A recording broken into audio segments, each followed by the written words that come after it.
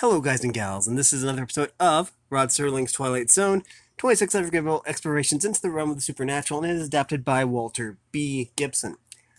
Anyways, this is number 43, just in case you were wondering. This is part 43. And we just finished in the last one, the Ghost Train. But first, we're going to go over the copyright information because it is the most important. Okay, so let's see what we got here. It says here, Rod Serling's The Twilight Zone is copyright 1963 by Cayuga Productions Incorporated, and Rod Serling's Twilight Zone Revisited is copyright 1964 by Cayuga Productions Incorporated. All rights reserved. This 1983 edition is published by Bonanza Books, distributed by Outlet Book Company, Incorporated, a Random House Company, and the address is there if you want it. This book was previously published as two separate works entitled Rod Serling's The Twilight Zone and Rod Serling's Twilight Zone Revisited.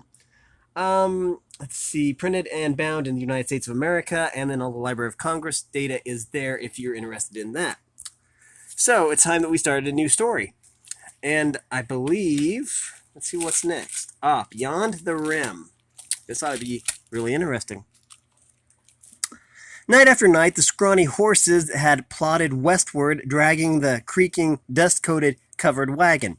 Every morning they had halted only when the blazing sun had risen so high above the desert that its heat became unbearable, yet by mid-afternoon, Christopher Horn, as in like trumpet, as horn, the elected leader of the little band of pioneers, was up and about, rousing the men who were sleeping in the shade of the wagons, goading them to make ready for another start. In this autumn of the year 1847, Christopher Horn was dedicated to the proposition of getting these worn-out men, horses, and wagons to California. Even if they collapsed in the process, Horn felt that reducing the hazards of the road would shorten the time of the journey. He had sold the others on that idea until now their patience had run short. But so far they had not expressed themselves on that point, for they knew that Horn's patience was shorter, with one exception. As Horn stalked among the sleeping men, chafing at their inactivity, he came to the back of his own wagon. There the grim, hand-set lines of his face dropped like a discarded mask. Horn's tone was anxious, hushed, as he spoke to a woman who sat silently beside a crude cot on which a child was moving restlessly. "How is he, Martha?" The poor little thing is burning up with fever," the woman replied in a hopeless tone. "If I only had a damp cloth, Chris." Martha paused, staring beyond her husband's shoulder to a sheepskin water bag hanging at the rear of the wagon. Without a word, Horn brought a handkerchief from his pocket, poured enough water from the bag to dampen it, and handed the cloth to Martha. Gratefully, Martha bathed the boy's feverish forehead, knowing full well that Chris would cut his own water ration to allow for it. Horn drove others unsparingly. He spared himself even less. That explained how he had so far held the full confidence of this pioneer band. But now that condition had worn thin. As Horn turned from the wagon, he noticed that the other men had begun to stir. His face became a grim mask again as he saw an opportunity for an early start. "All right, men," Horn announced, let's be on the move." The men looked at each other and began to shake their heads. One of them, a rangy chap named Charlie Crowell, stepped forward as their spokesman. "We're ready to move, Chris," declared Charlie, "but not in the direction you want. We've been doing a lot of talking and a lot of thinking. We reckon we ought to turn back." "Turn back?" Horn's eyes glared in furious disbelief. "There's no turning back, not after coming this far. Look, Chris, you've been telling us that there's Apache country due south, and there's bad Native Americans down there." "That's right. Which is why we're traveling due west, so we avoid them. And meanwhile, we're running short on food, and we're just about out of water. Those are the chances we have to take. There's been others over this trail ahead of us, so we know we'll come to water. And what if the Apaches come up this way and find us first? They travel in big parties, Chris, and we've only got a half a dozen rifles among us. That's another chance we have to take. We don't have to take it if we turn back. We figure we're about at the end of our rope. We're hungry and we're sick. If we don't turn back now, we'll die out here. Horn's big fists tightened in a grip as hard as the lines on of his face. You turn back and I'll guarantee you'll die, he replied sternly. Try to go back over 1,500 miles to St. Louis and you'll leave your bones bleached on the desert. Or you'll have your scalps taken off, or you'll freeze to death in a mountain pass. Sorry, Chris, Charlie declared, but there's no use going on. We're all dead tired.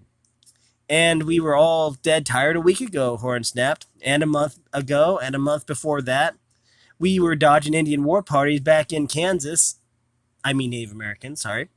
And we nearly froze to death in Colorado. We were out of our minds with thirst before we came to those last water holes. Now that that's all behind you, you want to go through the heat and cold and misery again? Does that make sense? The men had been moving away, ready to hitch up the horses, which could only mean that they were still intent upon starting the return trip. Now something in Horn's tone caused them to hesitate. Charlie noted it and put a final argument. It's better we should go back, Chris, because at least we'll know what to expect. That's just it, Horn said. Just the reason why you shouldn't go back. Maybe this time you won't be so lucky. But ahead of us, there's only 400 or 500 miles to go. It's likely we'll strike water sooner than if we turn back. What's more, there's a war on with Mexico, remember? So the United States Army has been over this trail ahead of us. And you can bet they've made those Apaches skedaddle. The only Native Americans we'll meet will be the friendly kind. They'll trade us food for trinkets. The men were really pausing now. The women were joining them from the wagons. Horn's throat was dry. His voice was husky, but his tone was convincing as he added, "Can't stop now. If we do, we're dead. That's gospel truth. But give me one more week. I'll get us through. I promise you that." The men looked to Charlie, who shook his head dubiously as he walked over to the nearest wagon and looked down into a barrel that was fixed on its side. "This barrel is nearly out of water," he declared, "and the rest are almost as bad. We could get back to a water hole within a week. I'd go along with you, Chris, if you could promise us water up ahead sooner than that." "I'll get you water. I'll find it, Charlie." "How, Chris?" "With one of those forked sticks that you hold out ahead of you. The kind that dips down when it comes upon a hidden stream." "A divining rod," Horn nodded. "I've done water witching in my time. I could find it with a hazel stick. If there was any water to find." "There may be," Horn said grimly. He turned and pointed up a slight slope where the white sand of the desert formed the edge of a bowl against the deep blue of the sky. "Suppose I go up over that rim, there to the west. If I find water, or even signs of it," his voice almost broke, "you'll believe me, won't you? You'll go on." That plea won the sympathy of the listeners. Not once had they doubted Horn's sincerity. Otherwise, he could never have forced them this far along the trail. Again, Charlie spoke for all. "We'll go on if you really think there's water, Chris." As Horn turned towards his own wagon, one of the women pressed a restraining hand upon his arm. "We'll need more than water, Chris," she said. "We'll need food, and you'll need medicine, Chris, for your own sick child." "I know," assured Chris. "We'll find all those things if we just keep on." Christopher Horn stopped by the wagon to bring out his loaded rifle. It was Martha's hand now that pressed his shoulder, and he heard her whisper, "Chris, I heard you saying that you were going over the rim. If you don't find anything else, you might look for a shady spot, a quiet spot, Chris, for a last resting place." Horn's face had softened as before, but now it turned as hard as iron. His tone was sharp and determined. "I won't talk about burying I won't talk about burying our son, not while there's a breath of life in him. He turned, stepped away from the wagon, and called to his men. Stay close to the wagons. If you hear a shot, I may be picking off a rabbit or some other game. A couple of shots won't matter unless I fire them quick and close together, and you will know it's Native Americans, the bad ones. With that, Chris Horn stalked off on his way over the rim for a rendezvous with What? Hopefully, a waterhole, possibly a few rabbits, ominously a tribe of Apaches, perhaps an enticing mirage. Almost certainly just another patch of desert. Inconceivably, an adventure into the world that did not exist, at least not at that exact moment, but yet which in its way and its time was just as real and just as solid as the little world of Christopher Horn. All during that westward plod, Horn's little world had been the wagon train, which had been following a steady course, but still had too far to go and too little time of which to make it. Horn of all that party was the man most dedicated to saving the wagon train. And why? Because his heart was there, his heart and that of his wife Martha, who had no more reason, and perhaps a great deal less, to be with the wagon train at all except for the mutual interest Chris Horn Jr. That was why they were going west, to make a new life for their son. Everyone else in the party was going away, was getting away from the past. Only Christopher and Martha Horn were aiming for the future, so when Christopher Horn went over the rim, I do remember this one. I have seen it.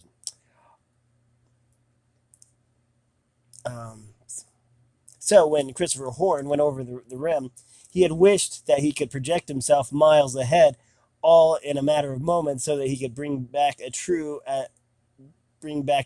as well as encouraging report of a goal that the party soon could reach. Unable to conquer the limitations of distance, Horn decided to shake off the shackles of time, and he went beyond the rim. Through sheer intensity of mind, he visioned the future in terms of the surrounding scene. Across the vast expanse of desert stretched a wide, flat surface running from one horizon to the other, a grayish strip amid a breath of gleaming white. On one side, that singular belt was flanked by something even more remarkable, a row of stocky trees, all of the same height with short cross branches of equal length, connected by long taut ropes, some 20 feet or so above the ground. During the long trek west, Horn had seen forests of dead trees, some burned out, others blighted, a few drowned by flooded swamplands. Here, someone apparently had chopped down thousands of surrounding trees, leaving only one straight line, all equally spaced. The trees had been trimmed to size the ropes together so they would not fall. But why all the bother over a row of dead trees, and what was the purpose of the wide, flat strip of smooth gray stone that ran beside them? As Horn stepped gingerly upon the surface, he felt a tremendous heat surge up. This stretch of stone, level as a billiard table, was no improvement over the desert trail. Horses and mules would wear out their shoes and lame their legs after a few miles of such going if the heat didn't suffocate them before they had gotten that far. From the distant horizon, where the gray stone pathway narrowed to a pinpoint, Horn saw a thing approaching that reminded him of a cross between a beetle and a centipede. He'd been warned against poisonous lizards called Gila monsters that were common in this territory, but he soon realized that this creature was something far more formidable. It emitted a huge roar as it increased in size, until Horn realized that it was bigger than an elephant and faster than a cyclone. Frantically but boldly, the amazed pioneer aimed his puny rifle at the roaring monster, hoping at least to divert it from its path, but it seemed intent upon swooping down on Horn as its prey. Then, when the thing was almost upon him, Horn dived from the sandy waste for the sandy waste beside the stony path, feeling certain that the thing would pounce on him and perhaps devour him in a single gulp. Horn's gun went off as it scrambled away. He felt a stinging sensation in his left forearm. The monster thing roared on past, creating a sudden concussion that turned the desert air into a furnace blast. Then the menace was gone, and Horn, dazed, was picking himself up from a ditch. Looking at his arm all bloody from a flesh wound, methodically ripped off a portion of his sleeve and used it as a temporary bandage, congratulating himself that the bullet had missed the bone. Now, half angry, half fearful, Horn tucked his rifle beneath his good arm and walked along beside the smooth, wide path towards the distant lair from which the murderous monster had emerged. He was ready either to fight or run if another of the brutes should come roaring his way. Meanwhile, he glanced warily from left to right, expecting that something even worse might come stalking from the surrounding desert. That was how Horn happened to see the painted sign that stated Joe's Air Flight Cafe, gas station, half a mile ahead. None of it made sense to Horn except the bottom line. That at least urged him on to what he decided must be some human habitation. He was wondering where he was, thinking that he must have come much farther than a few hundred yards beyond the rim. Actually, Horn had, but not in terms of space. For right now, he was just about where he would have been had he been plodding onward in the year 1847. But it happened that he was out of place in time and was traveling the same stretch in the year 1964. The amazing pathway was a modern superhighway. The monster that had roared along, it was a big truck headed east. The driver, mistaken Horn for some crazy sniper, which in a sense he was, had simply barreled straight ahead, hoping that the man with the rifle would hit the desert dust, which he had.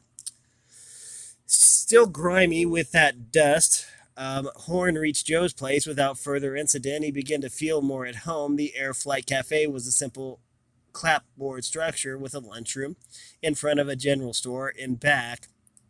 Oh, yeah.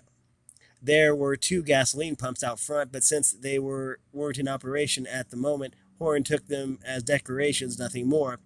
What interested Horn was what Joe Scarnery, the proprietor, who was sitting in a wicker chair out front.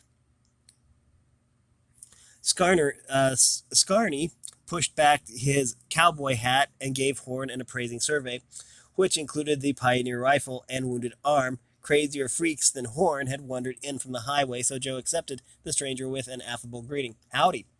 Horn nodded in return, then thumbed back toward the highway. He quoted ambitiously, "Did you see it? That monster?" "What monster?" "The big animal-like thing that roared at me and almost hit me." Joe rose from the chair and gave Horn a closer survey and be ready for whatever happened next. "I didn't see anything, mister," Joe said. "If there was anything, it never got to here." "But it must have," Horn insisted, "because it came from this direction, and it went by me only half a mile back." "Oh, you must mean the truck. You wouldn't mean the truck, would you?" "The truck? What's a truck?" Genuine puzzlement showed on Horn's face, enough for Joe to change the subject abruptly. "Do you feel all right?" he added. "I mean, how long have you been out on the desert?"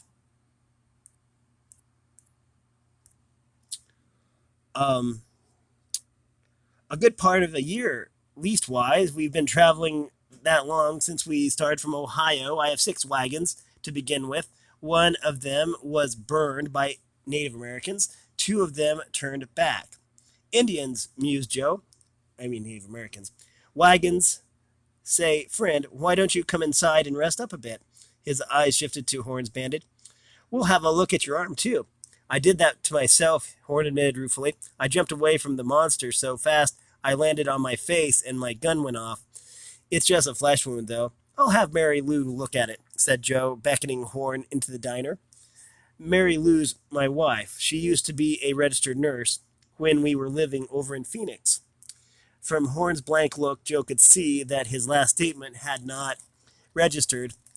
New wonderment shone on Horn's dryish features as he looked along the lunch counter and saw the coffee urn, the electric mixer, the napkin holder, and particularly the neon lights, which seemed to fascinate him. As Joe eased him to a counter stool, Horn licked his lips as though about to ask a question. That gave Joe an idea. Guess you're pretty thirsty, stranger, he said, stepping behind the counter. How about a drink of water?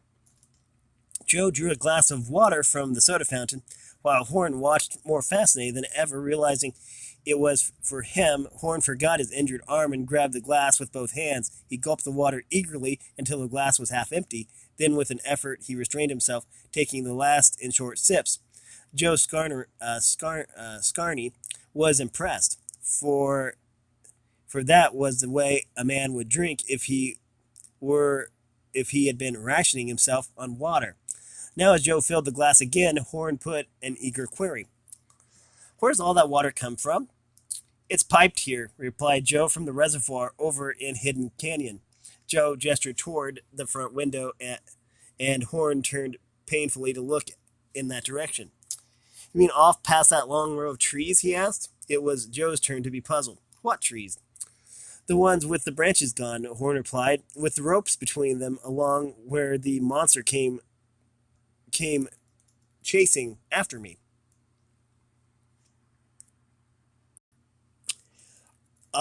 You must mean the telephone poles. Telephone poles? Horn shook his head. I reckon they are poles, alrighty, but I wouldn't know about the rest of it. He paused and came back to the important subject.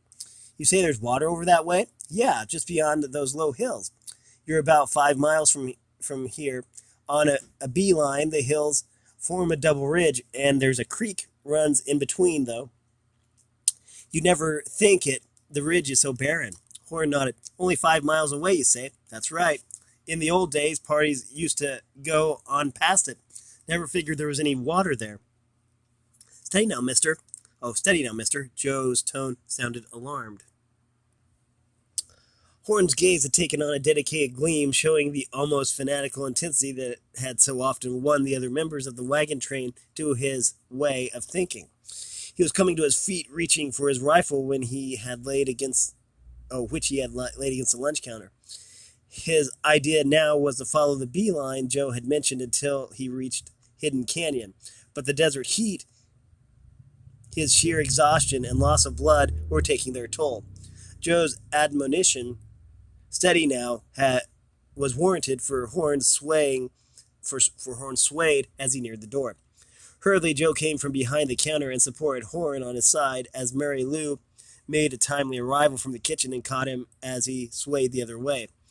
Next, they settled Horn in a little booth at one end of the lunchroom, and while Joe kept admonishing, "Take it easy, friend," Mary Lou bought a bowl of water and some bandages. Soon she was dressing Horn's wounded arm.